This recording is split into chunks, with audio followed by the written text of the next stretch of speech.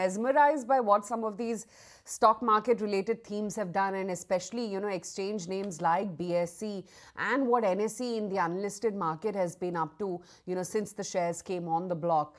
Tell me, where do you find opportunities still to buy in a fresh or add positions? Yeah, can you repeat again, please? No, I just wanted to know, within the entire stock market theme, what's looking good at these levels? We were just talking about how much BSE has risen so far this year. And, our chartist was just highlighting that it's still not looking overbought. So where is it that you find value on the table in the entire capital markets theme? Okay. You see, if you look at, say, BSE, actually, BSE numbers have been reasonably good, but it is also on expectations of NSE getting listed. Because of you can say two reasons. One being that NSE being the bigger exchange, now whatever the prices you can say, continue hearing from the unlisted market, I think NSE should command a reasonably good premium and P multiples given the kind of number scale it has got. But more importantly, if you go purely by the technical factors, once NSE gets listed, I believe it is going to be 4 lakh, 5 lakh crore, or maybe even more, whatever market cap it is, and it will be listed only on BSE because NSE shares can't be listed on its own exchange.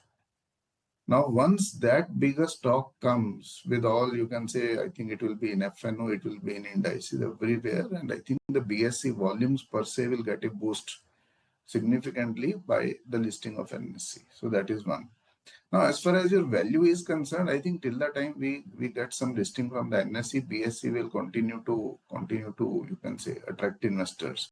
But looking at the broader capital market themes, which will include AMCs, which will include your wealth companies, broking, I think the markets have been good. The number of investors in the Indian markets has been going up. And I think barring the correction which continues coming from time to time, I think if you look at whether it is the wealth space or AMCs in particular, I think this is a space which can give you very secular returns from here on. But if you look at the rally of the last couple of years, will any significant re-rating happen in many of these companies, including some of the service providers like CAMS and all? I think many of the stocks already trading at 3 times, 40 times. So while a significant re-rating might not happen, but many of these stocks still provide you a decent opportunity to make secular gains from here on. Okay. So will that same apply for CAMS? Will that same apply for MCX? Will that same apply for other financial intermediaries also? Yeah, that is what I'm saying, that a case of, say, a BSE or NSE, maybe it's a very different case altogether. But when it comes to others, which include AMCs, which includes wealth, even some of the, you can say, your CAMs and all, I think they have now reached a stage where it would be more like your secular returns because the re-rating potential in terms of P is very limited. Not too many gainers. There is Bajaj Auto numbers are today. We are discussing this stock, I think, yesterday or day before. Yeah. Bajaj Auto. Could this be the day of Bajaj Auto where numbers are strong, charts are looking strong? It could be a 4-5% move for Bajaj Auto today. So I frankly don't expect that, Nikunj. I just believe that maybe the stock could just about trade into a range or a band, because we've seen already a 1500 point or a 1400 point move from 7500 levels for Bajaj Auto in the last 2-3 months towards 8800, 9000 mark, where the stock is trading right now. The only good part which we're seeing right now for the auto stocks is that many of these stocks have come back into a revival mode after dropping down more than like 35 to 40%. Like case in point, Tata Motors, you've seen Hero MotoCorp, you've seen Bajaj Auto, etc. These stocks had fallen very sharply. So there's been some reprieve into these names in the last 1-2 months, but it doesn't look like that the momentum has come back into a very strong manner for many of these names. The volumes are still amiss into these stocks. The RSIs, the momentum angle for these names are also into a very mid kind of a territory. So we expect that these stocks would gradually do well. The best strategy to trade these stocks is to wait out for opportunities where these stocks correct by say 2-3-5 percentage points on a short term angle, and then try to buy these stocks in the anticipation that whenever the cycle turns around, these stocks would probably try and come back and challenge their previous swing high. So it's going to be a very slow labored move for many of these auto stocks, at least for the near term. Well, the star performer yesterday definitely was LIC after its numbers came out and how the street actually reacted to the numbers. Faster than expected recovery is what they indicated in the new business volumes, and that's something that the street liked. Although the numbers were a little bit mixed, there was the weaker in-force book, which was also a negative. But Somil, help us on the charts. I mean, the stock from those 1200 thereabout levels has also moved as low as 700 thereabouts at its 52-week lows. Now, with this jump up coming in, do you think it can stretch it forward?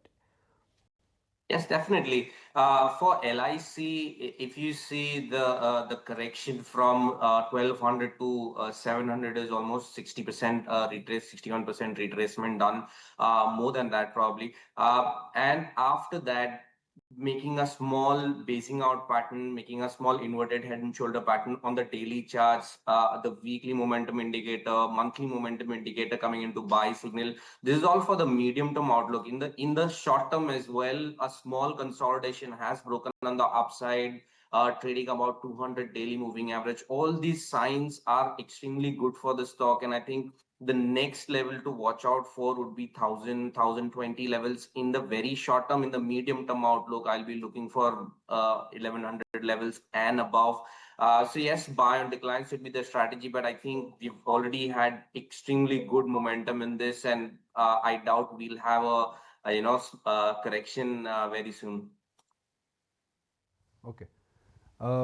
Let's hear out the LIC chairman on how things have transpired for the quarter gone by, and then we'll talk about insurance stocks with Amnish.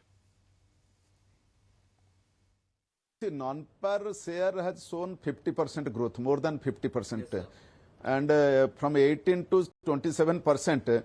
In coming days, my sense is in the current year, we are expecting some further growth in non-par share to AP.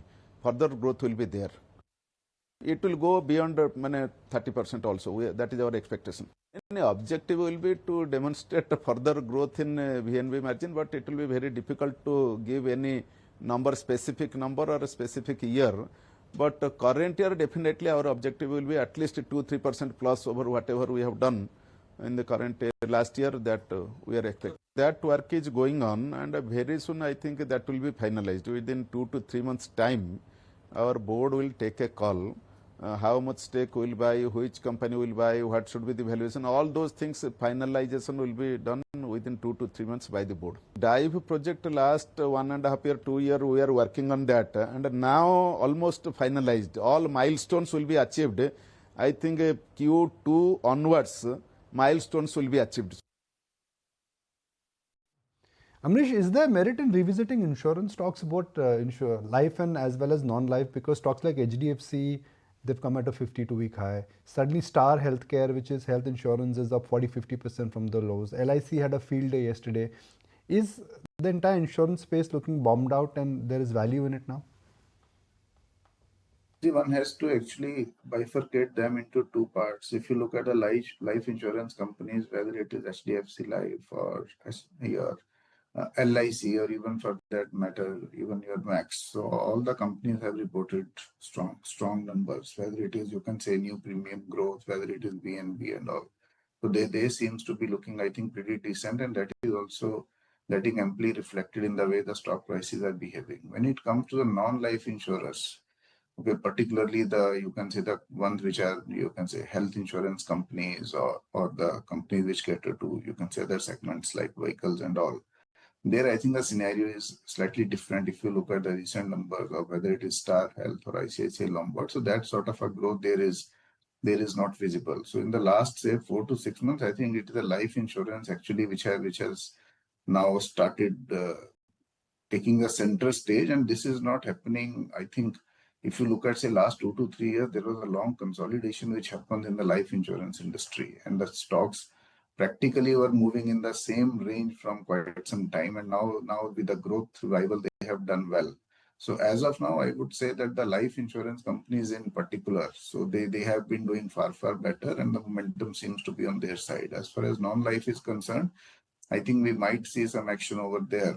But as of now, I think the numbers and you can see the trajectory doesn't suggest that.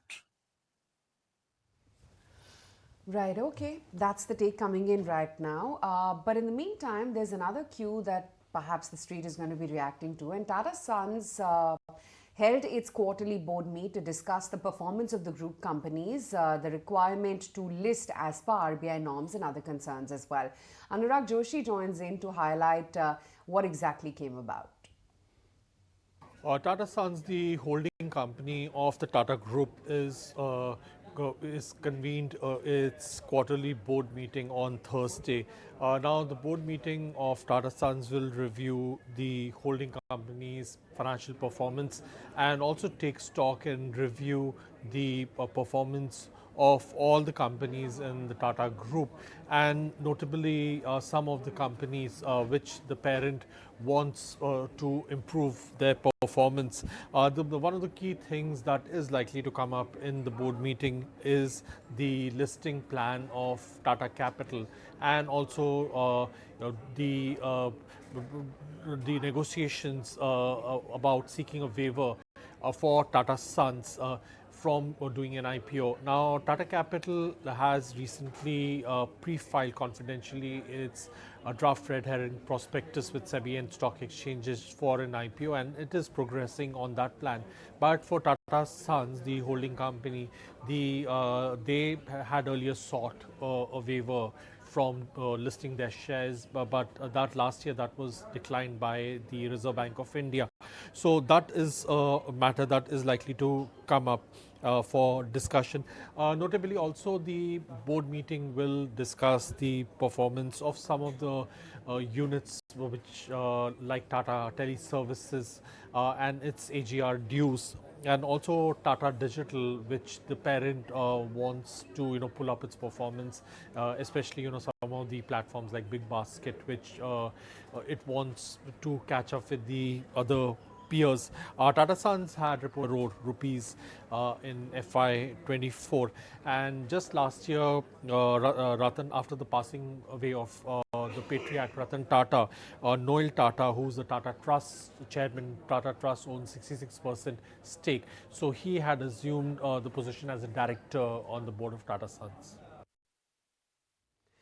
Right. Okay, Anurag, we'll leave it at that. Thanks for that update. Of course, the Tata Sons board meet is today. As of last evening, N. Chandrasekaran resigned as the chairman of Tata Chemicals, citing a need to reassess his responsibilities amidst the Tata Group's focus now on new ventures like Tata Digital, Tata Electronics, and of course Air India. It's S. Padmanabhan who's been appointed now as the new chairman on the board of Tata Chemicals. And of course, like my colleague was highlighting, there are many other impending decisions which we will await from the board meet today. The GIFT Nifty then, it's eased off a little bit actually. It's a lot more tempered as opposed to what the US futures definitely are scaling off. It's at 24,800 thereabout levels. But talk about the big winners yesterday. It was definitely the insurance plays which held out very smartly. And Kunal, we were chatting about this yesterday, right? That HDFC Life, you sense, is going to give further gains from here. Yeah, it still looks like, because the stock has been one of the more classical trending stocks. So when we look at this from 2022 lows, 23, 24 lows, consistently over the last 3-4 years, the stock has been making higher lows. So from a point where the stock made a low closer to 400 mark, moved towards 450. Now the recent base in 2024 was closer to 500, 525 for HDFC Life. And with every move on the upside, where the supports have moved up higher for HDFC Life, the resistance has remained the same, closer to that 700, 750 mark. The only change this time around is that the stock has finally surpassed this major resistance point. This is a classical setup of a, in technical terms, you call it as an ascending triangle, where the stock makes a consistent resistance point at a particular level over years, and then the supports move up higher. And typically when these kind of stocks break out, there is a new multi-quarter, multi-month, multi-year up move which starts off into these names. So I sense that that could be one of the major triggers for the insurance pack, where you're seeing HDFC Life giving a sign of a major breakout in the long-term charts, and this could probably lead to some other potential positive up move for many of the other insurance names like SBI Life and ICICI Pru, the ones which have been underperformers as such. I would look at the stock of Coforge, because on a relative basis that seems to be doing much better. Let's look at the YTD change for Coforge, 3-month change 15%. flip it around with ATCS and Infosys, Coforge seems to be getting the act right, both in terms of outperforming and also in terms of where they stand. But at some point in time, I'm sure IT will also become a large cap, IT services will also become value. So Amnish, how far are we away from this word value for IT? Companies have no debt, return on equity is decent, buyback is happening, cash flows are still there. Rather than buying defense stocks or consumer stocks at 70, 80 P multiple, isn't it better to buy IT at P multiples of 17, 18? I mean, consumer companies are growing at 2-3%. P multiples are 50 times. IT companies are growing at 7 to 8%. P multiples are in the mid-teens or early 20s. And Nikunj, you can look at them on a relative basis because definitely consumer companies are growing much slower. Their P multiples are higher.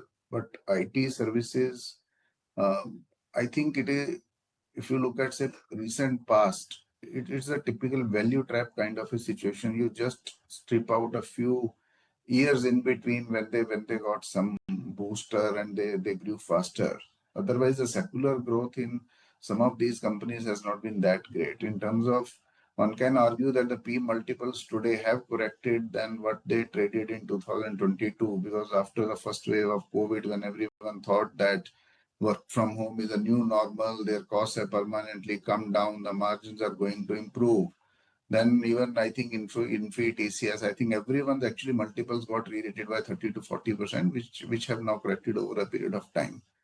So as of now, I see very little scope for any big surprise in terms of numbers because the global turmoil seems to be there both on the tariff side as well as on the growth side.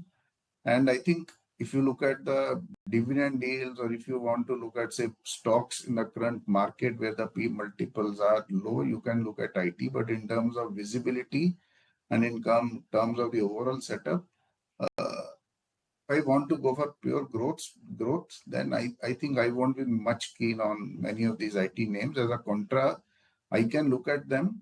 Yes, I agree that some of the defense stocks or the consumer stocks, they are definitely expensive, but IT is a pure contra value kind of a story. Now, whether they start again growing well and they get re-rated is something which I am not very confident about at this point of time. Somil, what's your reading on the charts? Do you think these IT stocks are now oversold and one could see a meaningful comeback? In the very short term, yes, definitely. I think there is a little bit of more space on the upside, but in the medium term outlook, it does not look very positive. If you see Infosys, it's still around those levels of 1500, 1600 levels, and it has not been consistently making high tops, high bottom. Even though markets have been making high tops, high bottom, but the large cap IT is not that great. The momentum indicators on the higher degree are on the sell side, again completing the entire cycle. So in the medium term outlook, I don't see that Infosys or TCS would go up significantly from here. In fact, I would be a little bearish in the medium term outlook. But in the very short term, yes, there could be a spike up till 1650 for Infosys, and probably above that it may touch or take resistance at 200 daily exponential moving average, which is around 1700 level. So in the short term, yes, a little bit of positive there, but in the medium term outlook, I don't see any great rally in these stocks. Okay, that's the view coming in on some of the technology companies. In the meantime, just looking at what else is going to be interesting today, and there's a Macquarie note coming in on IRCTC talking about the spiritual tourism boost that companies such as these got. They're talking about their numbers. The numbers, of course, has been way ahead of estimates. Tourism has been a strong beat, but catering continues to be a miss.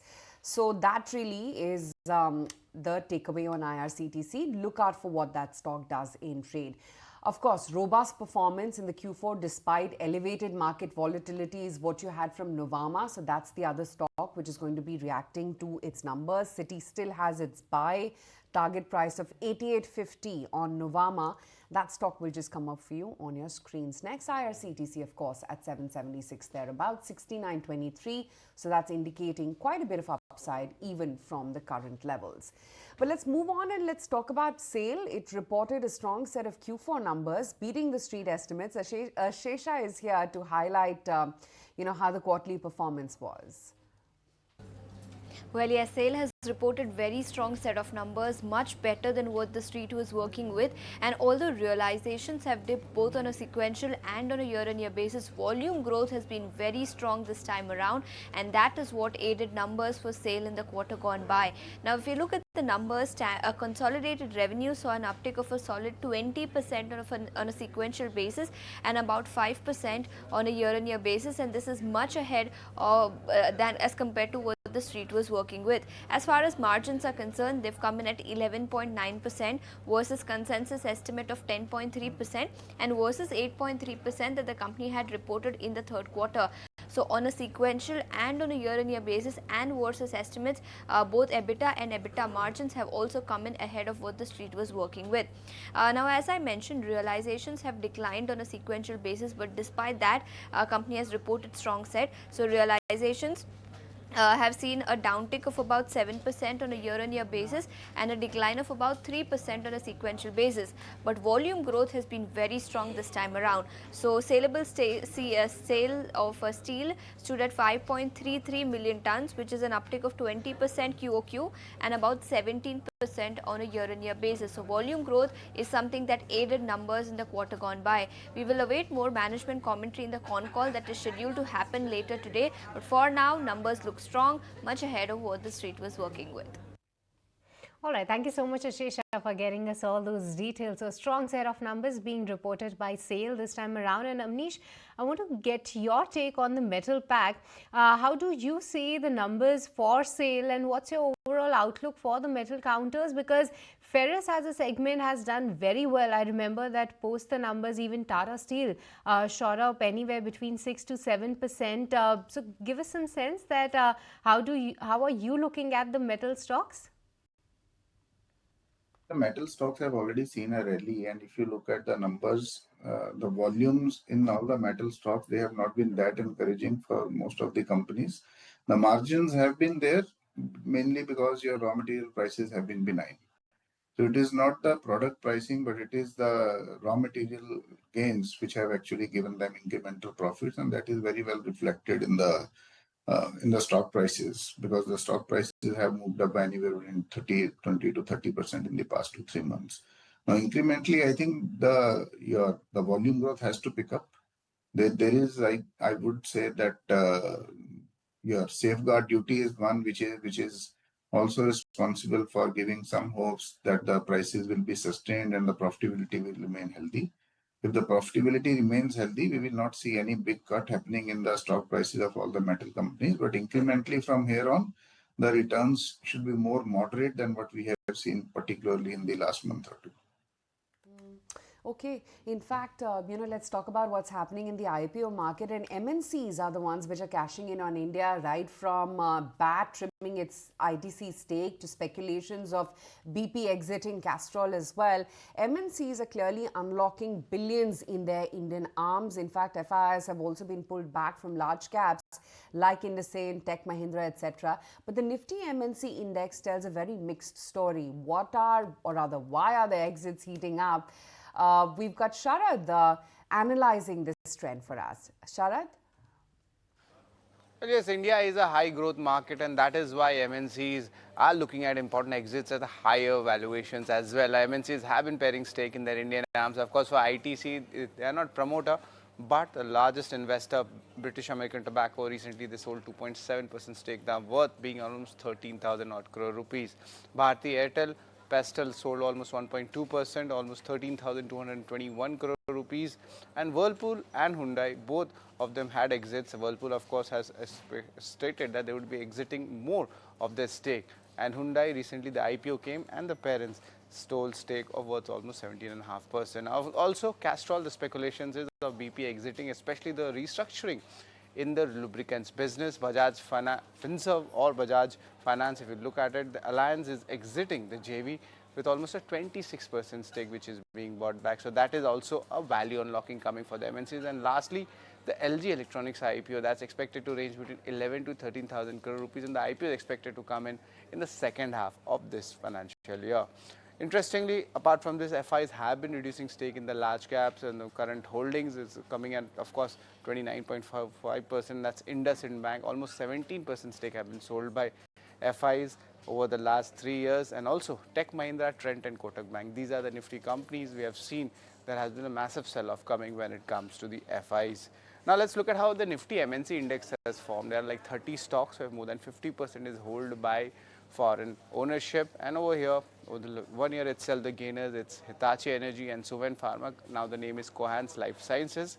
Apart from this, United Spirits, Crystal, and About India also make it to the list. Now, first, let's look at the losers in the MNC space from the Nifty MNC index. We have largely the capital goods and automation names, ABB and Honeywell. Of course, the valuations were a concern in the street. And so, if you include SKF and Timken and even Cummins India, actually entire pack, you see there has been a correction, there has been a rally, and of course, the Cummins India came with their numbers also, which was weak. But overall, 1 year itself, there has been a big profit booking in the capital goods space, especially in the MNC part. All right, thank you so much, Sharath, for highlighting all those details. So MNC is powering stake in their Indian arm along with that select counters, where we are getting to see that the FIs are also reducing their stake. But Amnish, just wanted to have your take because the list is long. Sharath just highlighted that there are a lot of counters in focus on the back of that, be it from ITC. The latest one add to that list is Bharti Airtel, Whirlpool, Hyundai. But Amnish, after even MNCs are looking for an exit in their Indian arms, some businesses do give the investor confidence to grow from here on as well. So give us some sense that amongst this list, any stock that you believe that even after this exit, even after this selling gets absorbed in the market, the growth prospects are really strong. Okay, you see, we have to look at this on a case-to-case basis because many of these companies or the MNCs, they today are holding stocks not because they had come in very willingly or something, but because of the government regulations at that point of time permitted them to hold. And today, if you look at, say, many of these large MNC companies today, the kind of valuations which are there in India, whether you look at, say, some of these durable companies which will qualify for an LG Electronics, or even for that matter, if you look at, say, Hindustan Unilever or others. So today, the market cap of many of these Indian companies seems to be disproportionately higher in terms of valuations, because the Indian companies trade at a significant premium to where their MNC parents are today trading at. And that is actually prompting some of these MNC parents to dilute some holding over there and reallocate their resources elsewhere globally where they see more growth or do some buybacks and things like that. Now, as far as your growth is concerned, I think it depends on how much commitment is there. For example, if there is some MNC parent which reduces a stake to say 15%, 20%, then I think they are gradually losing interest in that particular company. And it also depends on the business of the company, that how much that business is technologically or otherwise dependent upon the MNC parent. So in many of the sectors where the companies need to get a continuous flow of technology from the parent, reduction of the stake below, say, a level of 51% in certain cases, I think that I would see as negative. Now, some of the companies which you showed in the chart, particularly some of these, you can say MNCs which are in the capital goods sectors like your ABB, Siemens, and many of these names, I think there the stakes are, I would say, anywhere between, say, 51% to 75%. A couple of them, I think maybe GE Vernova has also cut down stake below 51, although the company is growing well.